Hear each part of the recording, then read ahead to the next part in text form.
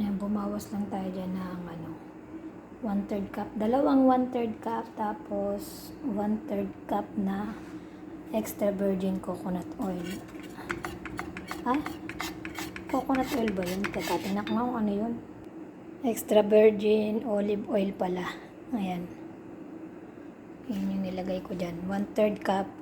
Tapos, dalawang 1/3 cup nitong aloe vera na binilender ko. So, yan yung gagawin nating aloe vera oil. Ayan. Luhalin lang natin. Ano lang. Yung apoy niya ay yung bahagya lang yan, guys. Tapos, halu-haluin lang. Yung aloe vera niya ma-white pa. Pag medyo nag-golden na daw yung aloe vera, so okay na daw yun. Ayan, medyo umuusok-usok na siya, guys. Pero talagang napakahina lang ng apoy niyan, guys. Tuloy-tuloy ko lang hinahalo hanggang magsama yung olive oil at saka yung aloe vera gel. So, ayan guys, medyo nag-iba na yung kulay niya pero nakaka 10 minutes pa lang to. Mga 40 minutes ko siyang lulutuin para sure talaga. So, ayan.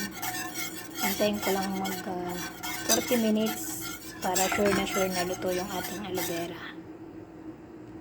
Ayan na guys yung ating aloe vera at saka yung olive oil.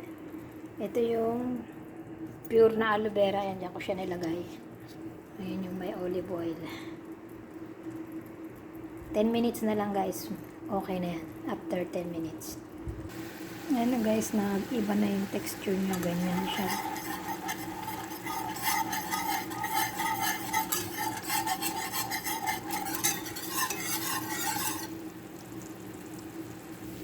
Ayan guys, ayan na yung naging itsura niya. Parang naalala ko yung pagluluto ng yung latik o yung langis ng nyug din guys. Parang ganun yung nangyari sa kanya. Ayan na, nagkakaroon ng latik. So mamaya sasalain na lang natin ito kapag pinalamig ko na.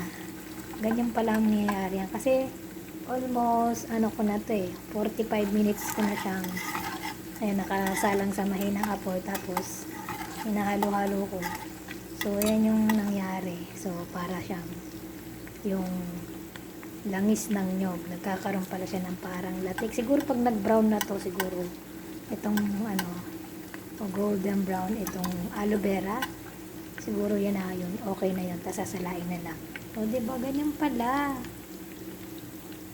So, ayun guys, tinurn off ko na yung kalan at iiwanan ko na to. Hayaan ko na lang siyang lumamig kasi para pagsali natin sa garapon malamig na siya. So sa kapiling ko para akong nagpiprit, tumatalsik-talsik na siya, medyo parang tatalsik siya, nakakatakot. Takot ako sa talsik. So mukhang okay naman na siya siguro. Ayan, kasi parang nagkaroon na siya ng latik gaya sa niyog. So ayun lang guys, at palamigin na muna natin yan. So, ayan, tinakpan ko siya. Mamaya, sasalin ko siya dito. So, see you later. O, baka hanap din ako na ibalalagyan. Parang sobrang laki. Sige, see you later mamaya.